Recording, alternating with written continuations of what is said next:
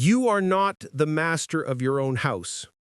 There are spirits that dwell within you, meaning you have a will and you can exercise a certain amount of conscious control over your being. But there are all sorts of things that occur within you that seem to be beyond your capacity to control. Your dreams, for example. That's a really good example. Or your impulses, for example. You might think of those as so foreign from you that you don't even want them to be part of you. But more subtly even, how about what you're interested in? What compels you? Like, where does that come from? Exactly. Because you can't conjure it up of your own accord. So if you're a student and you're taking a difficult course, you might say to yourself, well, I need to sit down and study for 3 hours. But then you sit down and that isn't what happens. Your attention goes everywhere. And you might say, well, whose attention is it then if it goes everywhere? Because you say it's your attention. It's like, well, if it's your attention, maybe you'd be able to control it, but you can't. And so then you might think, well, Jen, just exactly what the hell is controlling it? And you might say, well, it's random. It's like, well, it better not be random. I can tell you that. That happens to some degree in schizophrenia. There's an element of randomness in that. It's not random. It's driven by the action of phenomena that I think are best considered as something like subpersonalities, although even that's only a partial description. You can't make yourself interested in something. Interest manifests itself and grips you.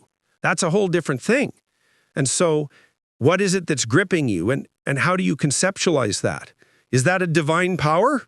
Well, it's divine as far as you're concerned because it grips you and you can't do anything about it. And so there's a calling in you towards what you're compelled by and what you're interested in. And sometimes that might be very dark and sometimes not, but you're compelled forward by your interest. And so the idea that what moves you away from your country and your father's house and the comforts of your childhood home is something that's beyond you and that you listen to and hearken to, that's exactly right. And you might say, well, I don't want to call that God. It's like, it doesn't matter what you call it exactly. It doesn't matter to what it is, what it's called. It still is. And if you don't listen to it, that's the other thing. If you don't listen to it, and I've been a clinician and talked to enough people now, as old as I am, to know this absolutely. If you do not listen to that thing that beckons you forward, you will pay for it like you cannot possibly imagine. You'll have everything that's terrible about life in your life and nothing about it that's good. And worse, you'll know that it was your fault and that you squandered what you could have had. Heidegger thought that Western philosophy had gone wrong basically since the time of Socrates, which is, quite a long time. And he said that we became interested in what the world was made of and how we knew things. And what we should have been interested in instead was the nature and quality of being.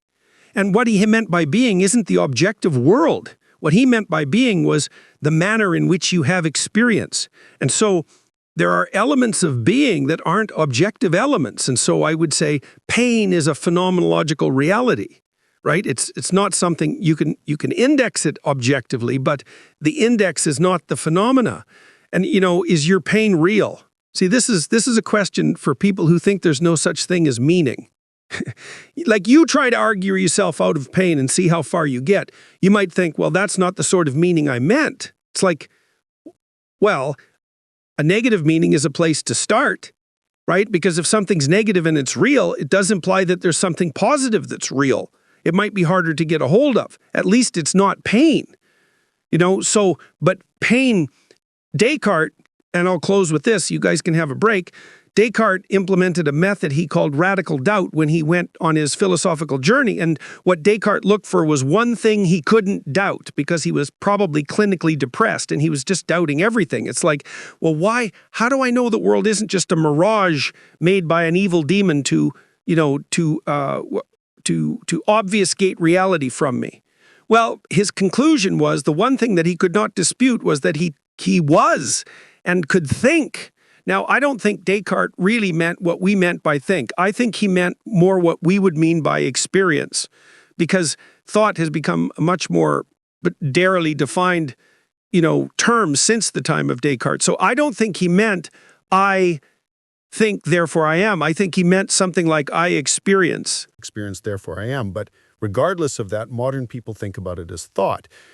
Heidegger was different. Heidegger basically said the one thing you can't dispute is that that experience is your experience. It exists. You can't, it's almost by definition, right? It's like the definition of existence. And then he was interested in what the fundamental elements of existence were. And they're not atoms like, like the fundamental elements of the objective world. They're more things like pain. And for me, that was the thing that stopped me from doubting. It's like, I cannot doubt the existence of pain. It seems real, and I might say it seems more real than anything else. Now, you might say you don't believe that, but I would say I don't care what you think you believe. I'll watch you when you're in pain. And every single one of your actions will indicate that you believe in it. And not only that, that you can't not believe in it, right? It's there, and it's there so much that, well, that's a meaning.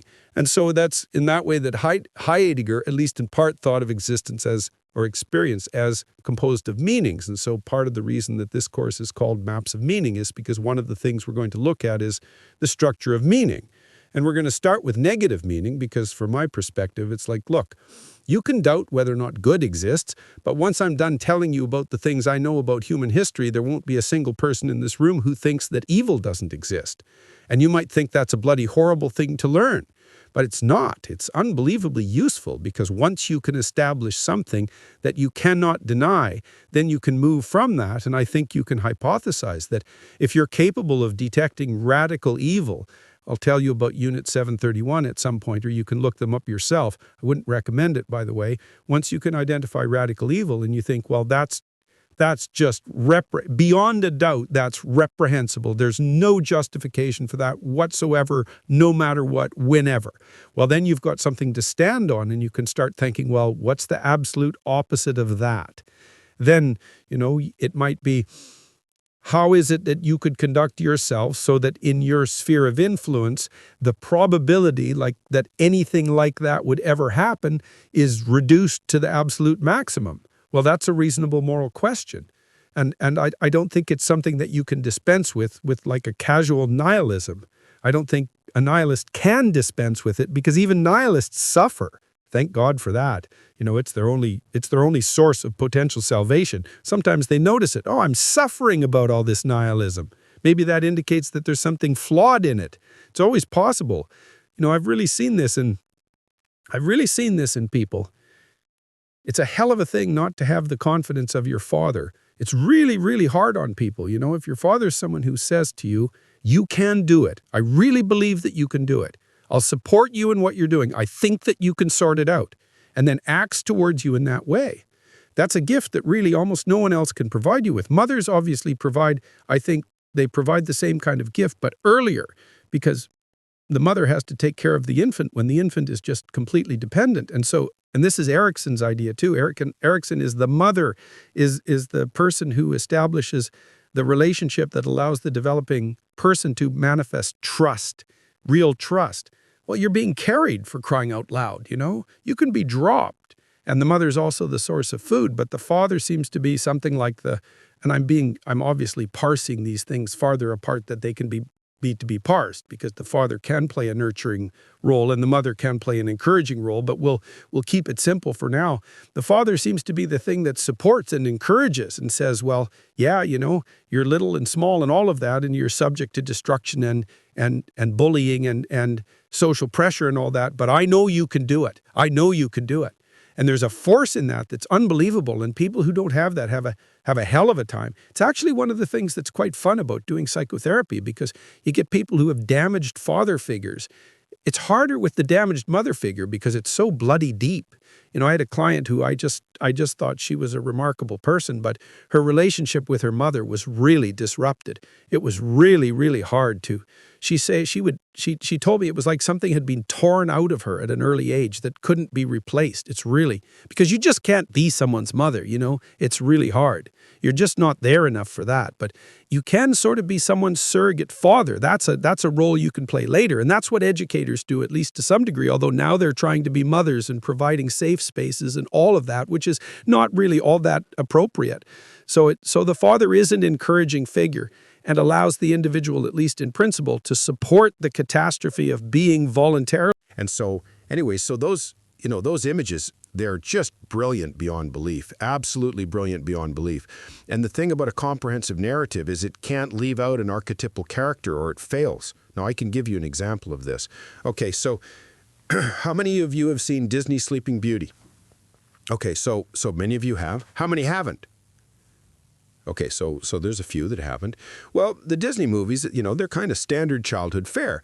Now, in Sleeping Beauty, what happens is that the king and queen give birth to a princess after trying for a substantial amount of time. And, she arrives healthy and beautiful, and then they have a christening day, and they invite everybody to it, but they don't invite Maleficent, who's a dark witch, roughly speaking, like she's queen of the underworld, for lack of a better word. She's the negative element of femininity, and they don't invite her to the party. And so she shows up anyways and says that because they didn't invite her, their daughter's going to die when she hits 16, which is, roughly the age of, let's say, sexual maturation for a story of that sort. Now, there's another little positive magic female in the story who mitigates that death sentence to protracted sleep.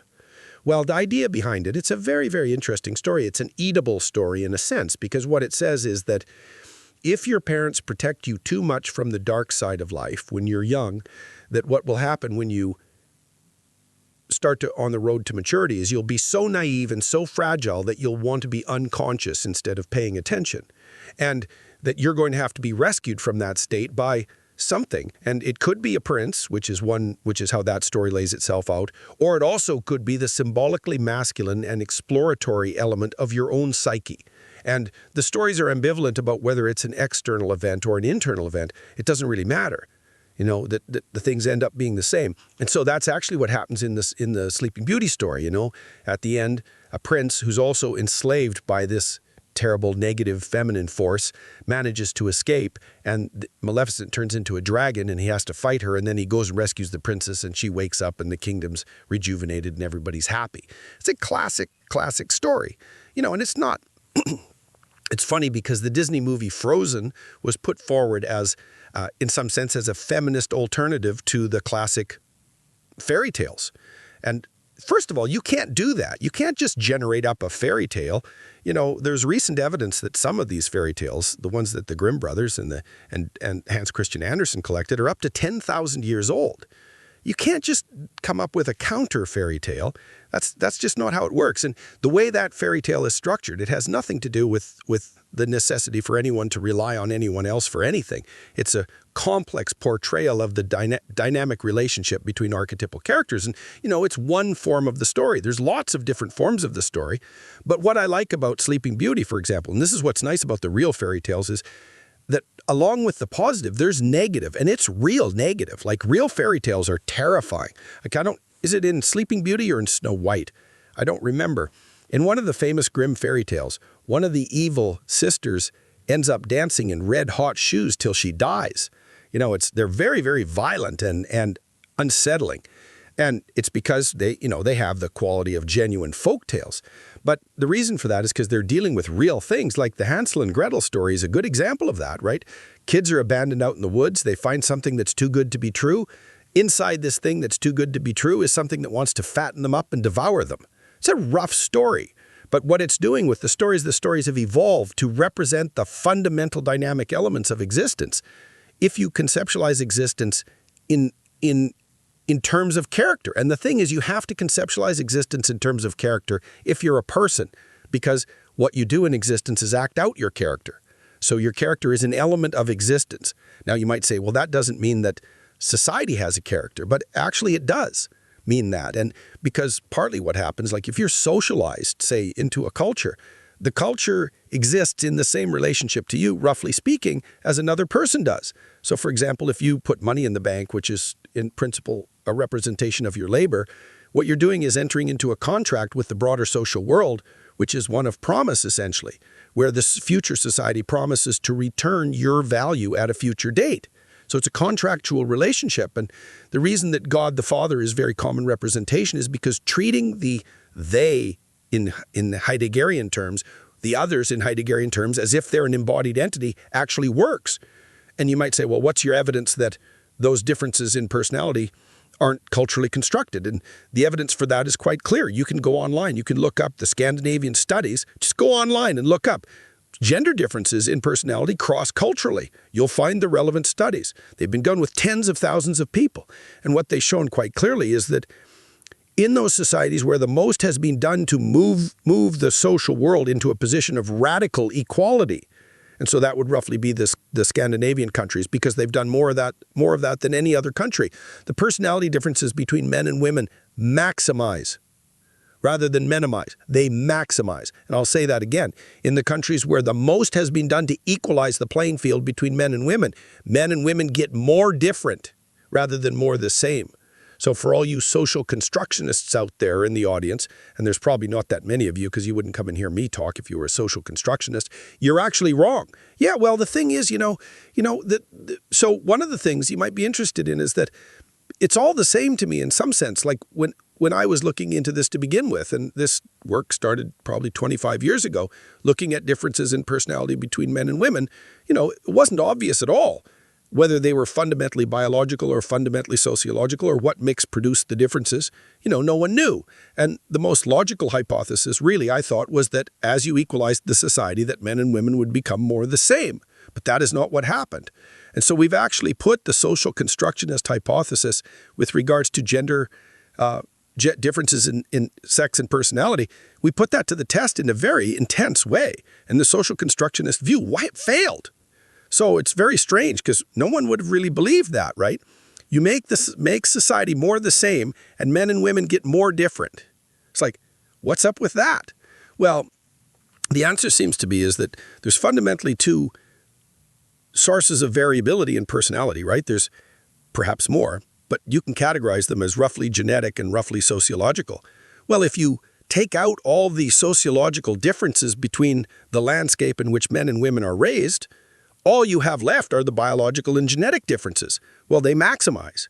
Well, that's exactly what happened. This actually matters. It really matters. And this is why demands for equity are, well, there's about 15 reasons why demands for equity should not be overlooked. Partly because it's wrong to overlook the genuine differences between men and women. It's not good for the men. It's not good for the women.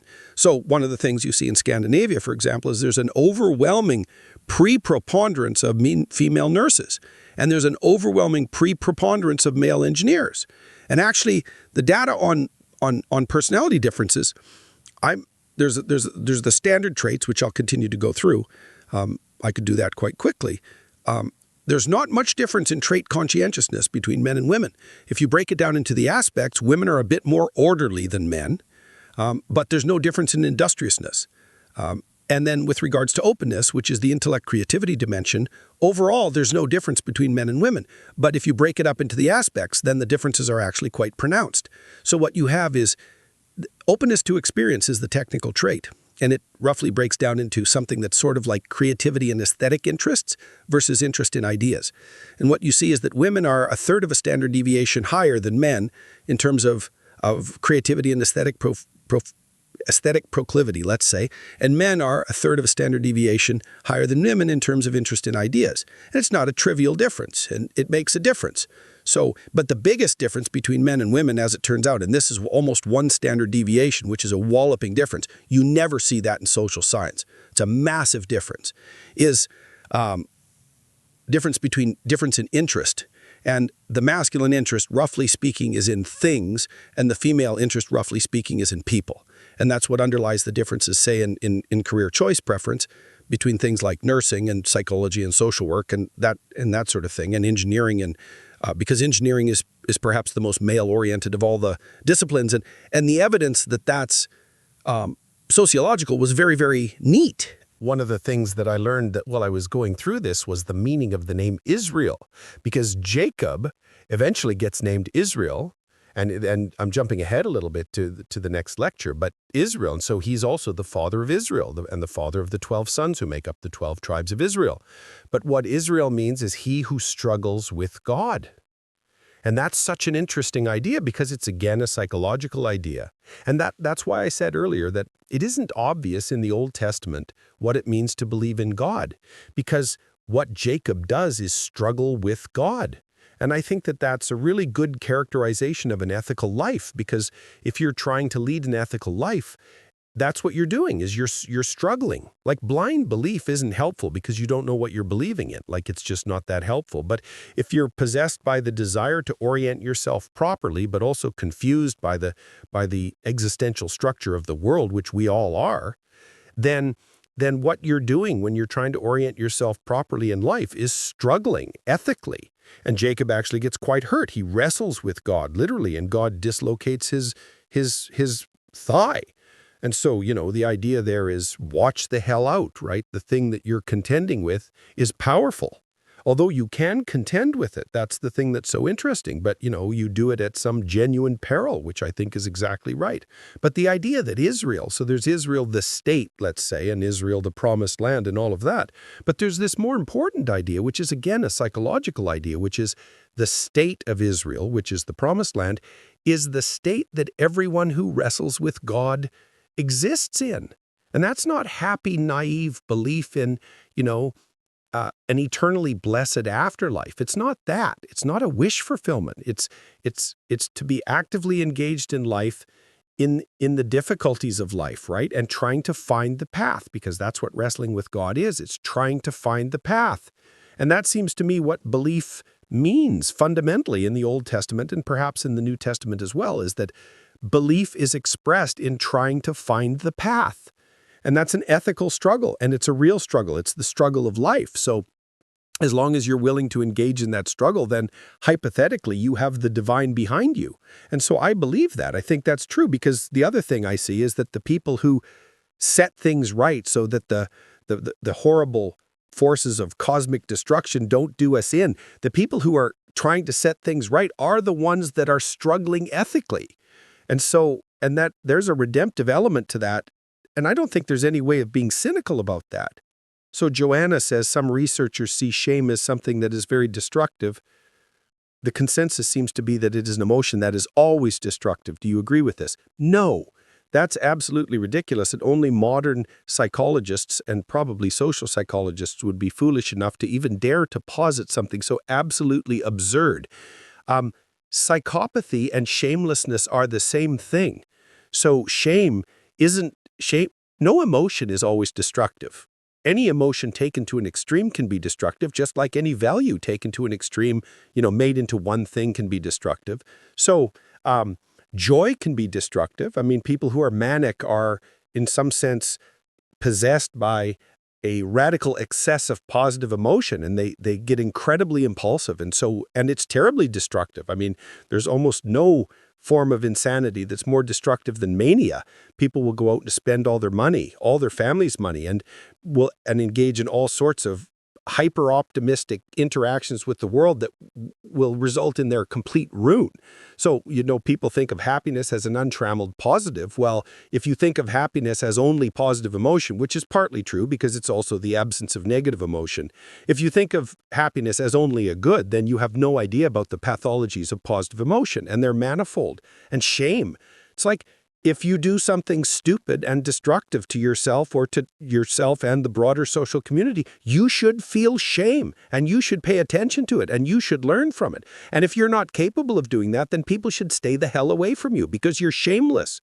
And of course, for most of Western history, and I don't know enough about other forms of history to also make the same comment, to call someone shameless was a tremendous insult. It meant that they didn't have enough sense to be appalled by their own pathology.